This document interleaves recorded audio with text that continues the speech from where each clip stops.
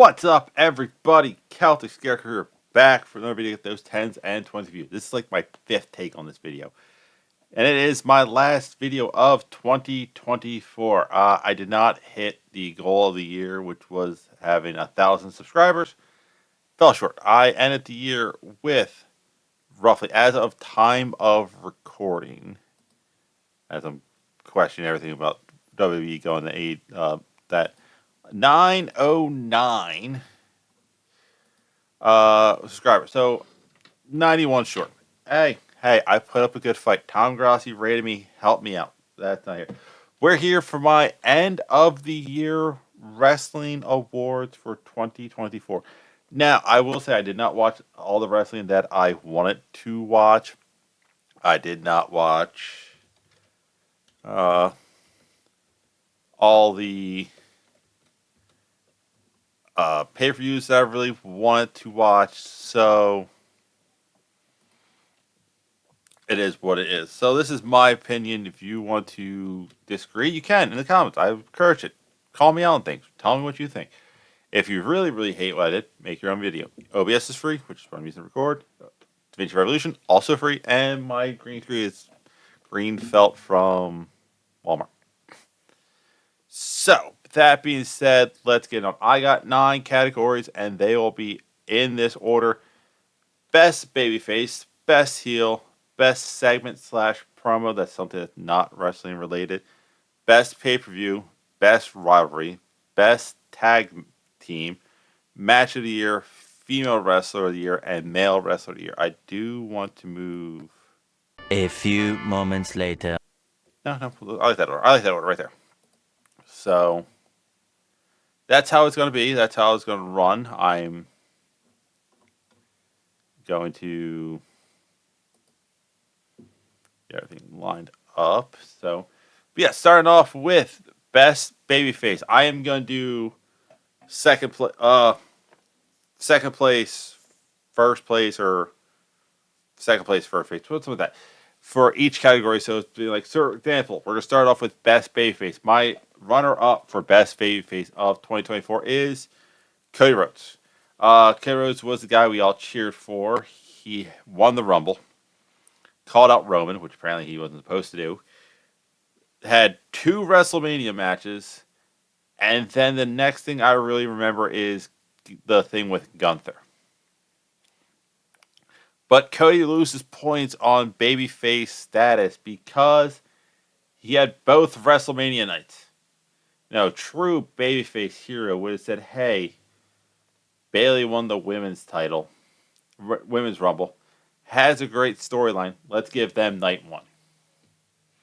That Judgment Day, not Bloodline Rules match, if that opened up WrestleMania night 1, would have gave Bayley the thing. So he gets number 2. Who does, in my opinion, the best babyface of 2024? It actually is Bayley. You know, everything going into this year. She started Damage Control, which was a great heel faction. The Survivor Series War Games, where she did everything in her power for her team to win, and then getting kicked out of Damage Control, win the Rumble, win WrestleMania, and the run she went on, and then trying to get over Nia Jax and losing the title to Nia, who I think is probably the worst wrestler, main event wrestler that they're heavily pushing right now.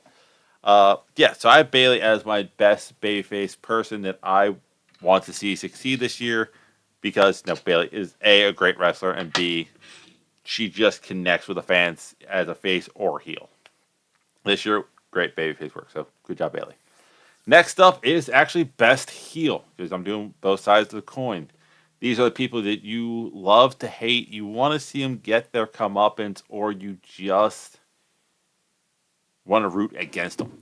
Not go away heat, like, oh my god, get off my screen. No, got people you look at going like, you know what? I want you here because I love hating you, and I can't wait for the match that you get your ass whooped.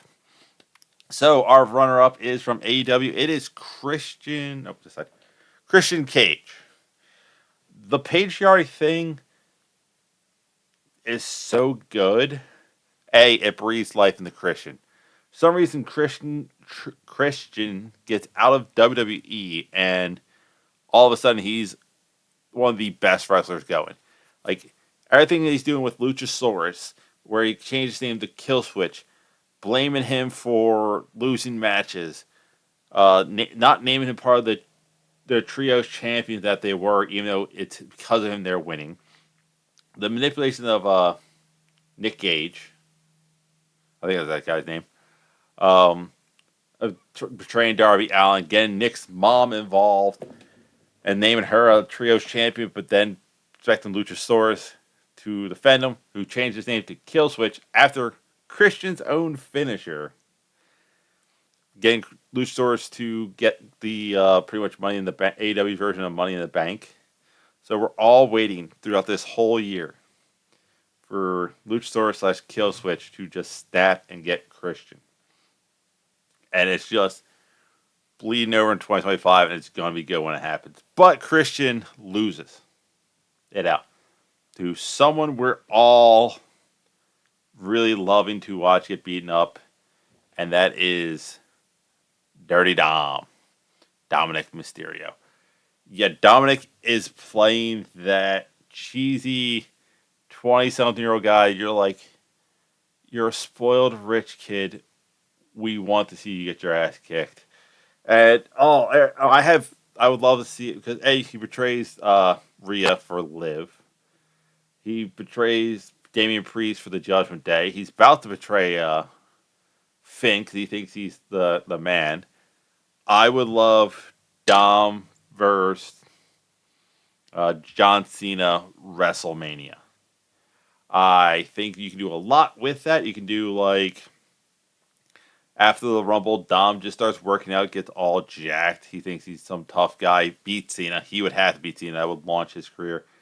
And it's like he either can become serious, like Eddie Guerrero level serious, where he's just a pure tactician, or he can go like the cheesy Latino heat prison Dom route. Both would be great for Dom's character. Yeah, so Dominic Mysterio, best heel of 2024. Next up is best segment / promo. These are the stuff that's not in a match. So people talking. Runner up is WrestleMania 40, a press conference thing where The Rock slapped Cody. That was great because that is a feud that had to get hot quick. You know, it's like, was Cody supposed to call up Roman? For all indications say no. You're supposed to do Rock Roman. Cody points at him, so they had to change a plan. Somehow get The Rock involved. Somehow get Seth involved. So all these things in that promo really capitalized it off. But it didn't win because that was so... It was almost like a firecracker. They got lit, boom, done. Also, this could be recency bias, favoritism bias, because I love the people involved in my favorite promo and segment of the year. The New Day turning on Big E at the 10th anniversary of the New Day, or 10-year celebration of the New Day. Like, yeah, as much as that slap was good and got that everything started there, look what's going on with this. I already said I think I did a video saying why why Xavier Woods should leave WWE. Contracts run up, all this stuff. The day of the segment, and then that happens. I'm like, this gives options. If the New Day stays, I don't think they can go as a good tag team run. WWE has too many tag teams that are heels. But a singles run for Kofi and Woods. Kofi, King of the Ring. Woods goes after Cody's title because they have a history there. The fact that like they're getting kicked out of the locker room makes me think they're on the other angle of they're just going to let their contracts run out and then say, well, you don't want us here, so we'll leave, and then show up in like AEW or New Japan. But yeah, the acting involved in that segment was perfect. Big E looked genuine hurt. Woods looked genuinely pissed as E was talking about how like he's coming back going to be the manager. Because the whole thing was Woods wanted more control, wanted more respect. And then Kofi snapping, just my own take. Like I said, if you're an acting coach, you're pulling that segment up, going, "Watch this." These guys did this live in front of millions of people. Yeah, so segment slash promo of the year, New Day turning on Big E. Now we go to match of the year. A lot of people have this as Bryan Danielson versus Will Ospreay. I do not. I don't think that was the best Bryan Danielson match of the year. My runner up to this is this side. Night 2 WrestleMania, Cody versus Roman. Cody gets the big win, finally finishes the story. Roman Reigns' reign of terror is over. It's not his. They're probably gonna have him main event WrestleMania next year. And the bloodline all gets broken down. Reason why it doesn't get the best match of the year spot is it was the standard bloodline match. Oh, starting off, Roman looks kind of bad. Run-ins. That's just a bloodline match. That's just a Roman Reigns match for the past 3 years. Yeah, is it great that you got Seth coming out to the Shield logo messing with Roman's mind? Yes. Is it great seeing The Rock come out and then having Taker come out and take him out? Yes. But like I said, it's just too many moving parts for match of the year. Especially when you compare it to Danielson, Ospreay, Danielson, Zack Sabre Jr., where the match alone was just the two of them putting on a clinic. So, what is my match of the year? Well, my match of the year is Bryan Daniels versus Swerve Strickland. It had Swerve was over, like red hot over the white heat or whatever that's called. But yeah, like Swerve was the guy. Like you couldn't go anywhere and say whose house, and someone wasn't saying Swerve's house. Like he was going to football games and having people chant that. He was over. Bryan Danielson is one of the most beloved wrestlers out there. This small guy that no one took serious. They became a champion in WWE that they did not want to be champion. All the medical issues he had finally coming back wrestling. And now he comes back out and says like, "Hey, I'm not going to be able to wrestle full time going forward. I'm going to have a surgery on my neck head area that's been having problems. So my career is going to be over soon. So I want to win a title or retire." So it had all the great storylines going into it. It had Bree and Bryan Danielson kids there, front row, and Swerve was yelled at him, like saying, like, "Look at your kids. Don't do this type thing." Like great heel work, and the match itself was a clinic. So yeah, match of the year. Bryan Danielson versus Swerve Strickland. Next up is pay-per-view of the year. And I want to verify something, and I have it all pulled up. I have receipts.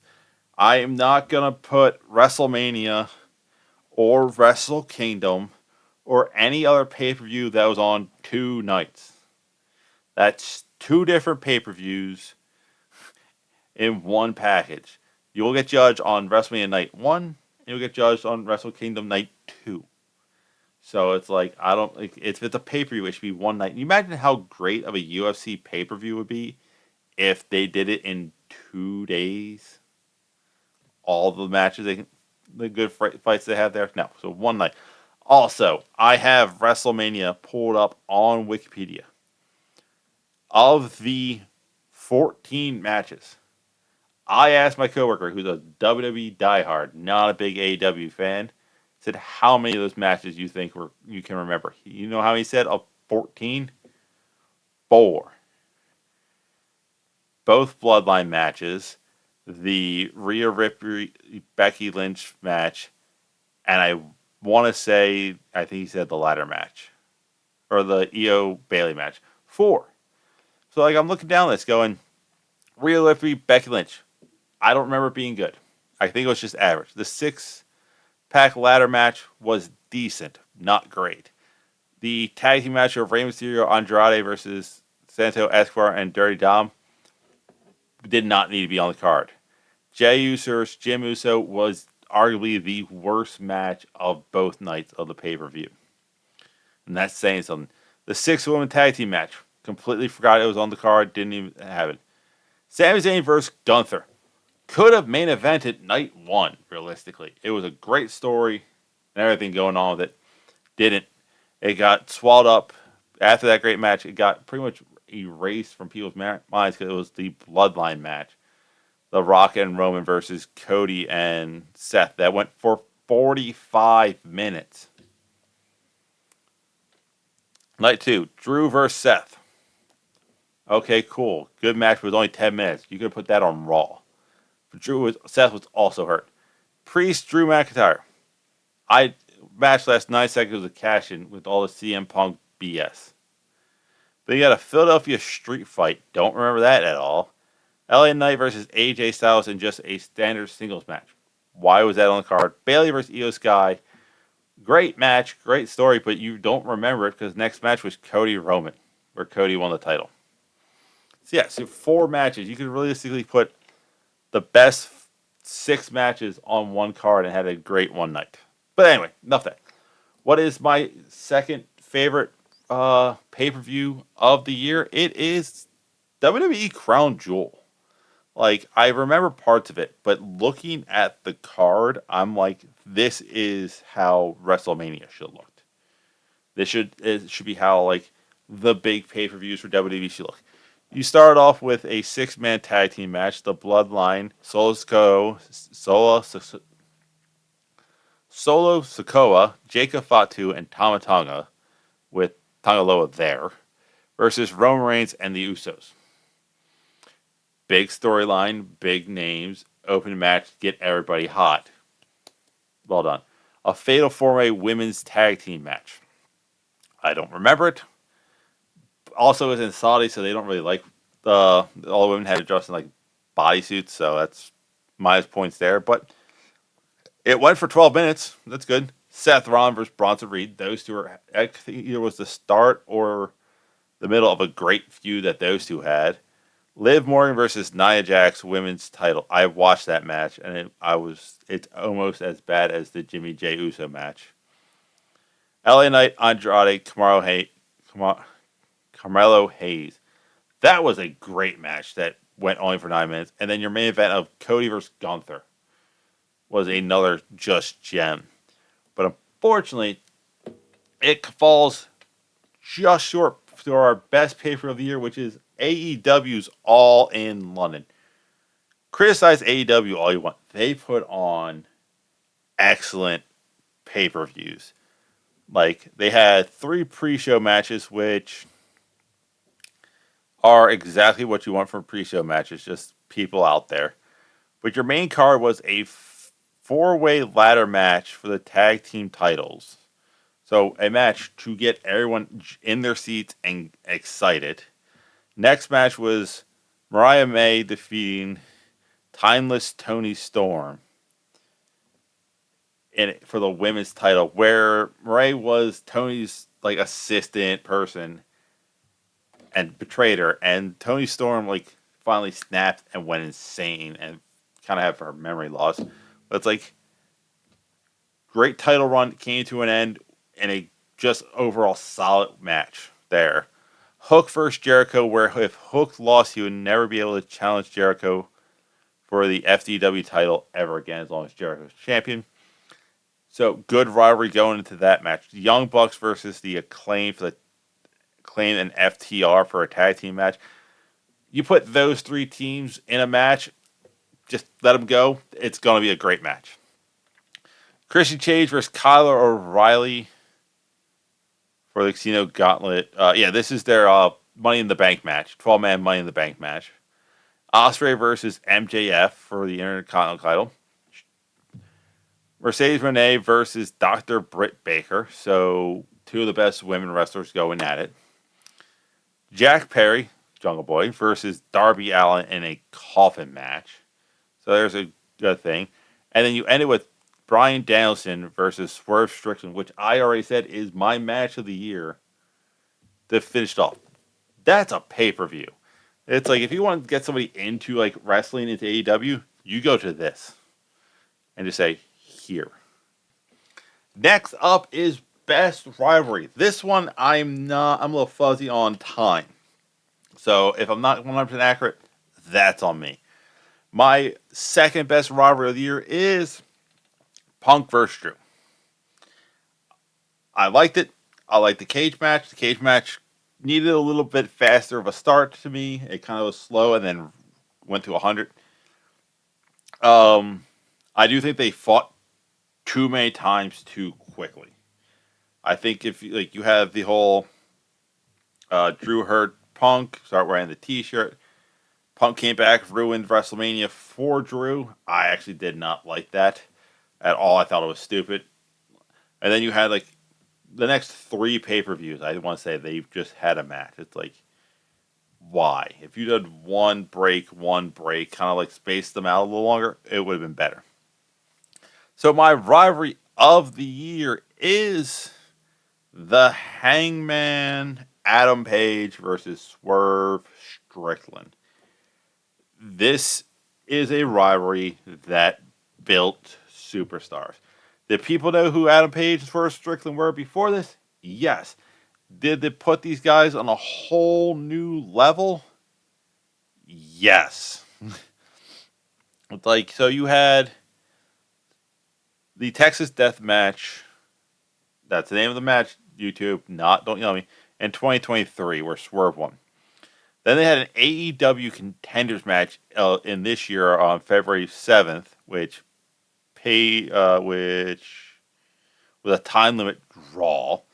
So then they had Samoa Joe and the Mongol Embassy versus Brian Cage and Swerve versus Page, Hook, and Rob Van Dam. Then they had a 3-way between Joe, Page, and Swerve, which I want to say Page and Swerve were doing everything to make sure the other didn't win, not as much they won. Then they had a blood and guts match where the only reason why Page was in that match is just to get his hands on Swerve again. And then the lights out match. So these two guys just kept going at each other. And that lights out match was one of those great. It really established Page from babyface to heel and Swerve from kind of heel to face. So it definitely put those guys to where they're now outside of Moxley. They're that is you have Moxley and it's just what that is Swerve and Page. It's okay, cool. These guys now know their gimmicks. They're just gonna ride it out through the years, and it's good. We established these two guys where it's just I kind of want to say here's our Austin, Stone Cold and Rock kind of thing, where it's hey, these two are always going to gravitate back to each other, but we can leave them alone, and they'll do the same thing they're doing now, and just build a company and get people over.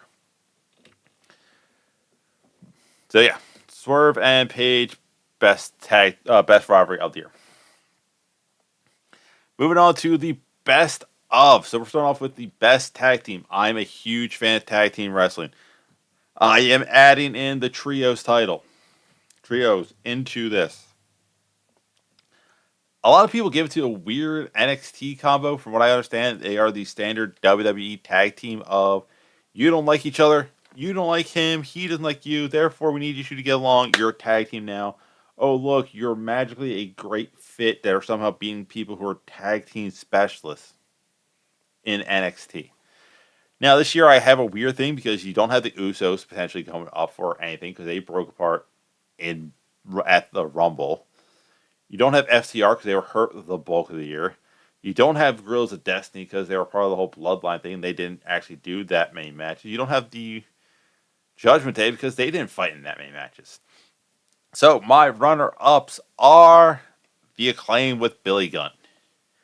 Great match. The Trios, they are just, the fans love them. And that's the thing. I definitely put a lot of emphasis on how over people are. And the Acclaim are just over. Billy Gunn, they always look like they're having a lot of fun. They're always putting out great matches. You see a lot of the New Age Outlaws in the Acclaim. Max Caster is easily Road Dogg. The ability to talk, the ability to just get people to just be entertained by what he's saying on the mic. And then Anthony Bowens is a powerhouse like Billy Gunn, who just like knows how to be silly and serious at the same time. So yeah, I didn't mention with the Bucks. Uh, so I'll skip that. Never mind. So yeah, the trio had with a 5-2 record. The tag team of the Acclaim went 7-6-1. They were tag team champions. They're highly entertaining. So that's why I gave them the nod as my second best tag team. The best tag team is, you heard me say it, the Young Bucks. They're a great tag team. They're playing off the fact that everyone thinks that they're washed and just letting their EVP status go to the head, so they put that as a gimmick. In 2024, they went 12-3 as a tag team. They wrestled a chunk. 3 in February, 2 in March, 2 in April, 1 in May, 1 in June. I think one of them was hurt. 2 in August, 2 in September, 2 in October. And they were just a solid year. So it's like, and you add in like the stuff they did with Okada and all that stuff. Like, you're never going to see a bad Young Bucks match. That's just the thing. It's whether or not they're your cup of tea. That's it. And also, I don't trust WWE with tag teams. I know Matt Hardy said he wished the Bucks would go there to establish how great they are, but I've seen what the WWE has done with great people who are just tag team wrestlers. Look at FTR. Look at DIY. Look at the Usos. It's just, the list goes on and on. But yes, best tag team of 2024 is the Young Bucks. Moving on to best female wrestler. The runner-up is Rhea Ripley. She had a solid year. I know she got hurt. She's great in the ring. She's gotten a lot better at promos. My issue with Rhea is they're almost booking her to look too strong. Like, she lost her title because of outside interference. She can't beat Liv Morgan because there's always outside interference. So that kind of negates Liv's title run. So, and they're kind of too much of Rhea and Liv. It's like, yes, she lost. Now let her go kick the crap out of other people. Kind of like, oh, I'll go back to the back of the line, work my way up, and if you're still a champion, that would have been great. But it's just Rhea and the Judgment Day, and just trying to shoehorn this, forcing it back in. But yes, I do not understand how anybody can tell me in the year of 2024 that timeless Toni Storm was not the best female wrestler. She had 27 matches in 2024. It went 25-2. Had a great title reign. The character was over the whole black and white thing. And after she lost, she went away for a little bit. Came back with no memory that she was timeless Toni Storm. She's acting like she has the single eye patch like she did in WWE, saying that she's happy to get this opportunity in AEW. And also she was a workhorse. She had 3 matches in February, March, April, and August. 4 matches in May, 5 matches in June, 2 matches in July, 4 matches in December. So, she put in a lot of the work. She was putting out promos and segments that you would remember. So it's not like she was not like, oh, this Flash fan. She was also champion for 281 days, and it did not feel stale. So yes, my women's wrestler of the year is Toni Storm. Moving on to Male Wrestler of the Year. My runner-up is purely on vibes. This person is super over with the crowd so much that his own father wanted him to leave the WWE because he was not getting pushed. And that man is Jim Uso. Jim had a solid year. He was like the Rumble. He came out. He finally left Roman, and like all the fans saying yeet and bouncing.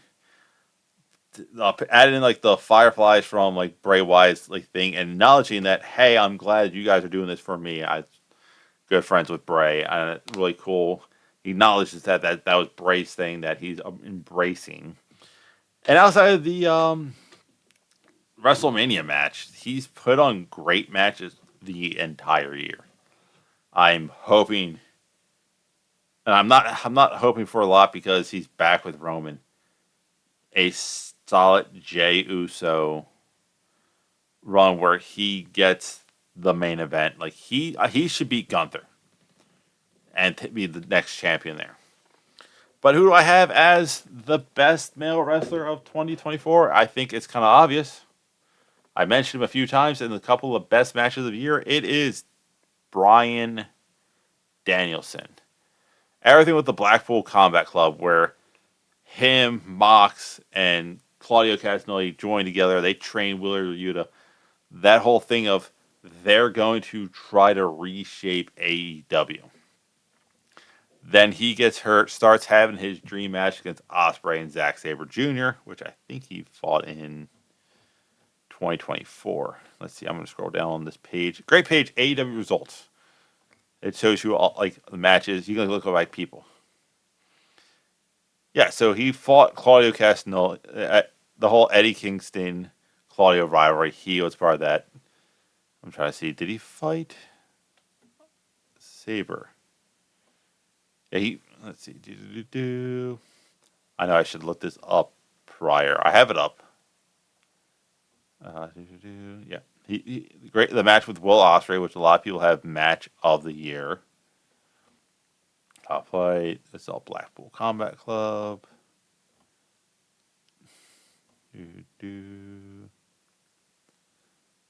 Yeah, I mean, he fought Pac, he fought Page, he fought everyone. Swerve Strickland in the match of the year. Fought against Nigel again. Yeah, no, I guess Sabre Jr. was that. But yeah, so he had the whole great storyline of like, I'm like, we're trying to reach the divine. Hey, I only have this is probably my last full year of wrestling. I want to do all the big matches. Then he has the match of the year with Swerve Strickland, where it's like title versus career. Then he basically said, next time I lose, I'm retiring. Granted, I wish it was a young star that beat him. Page would have been great for that. Just to really jump Page to the higher rankings. Claudio would have been. I would have picked Claudio from the Blackpool Combat Club or the Death Riders to beat him. The launch Claudio.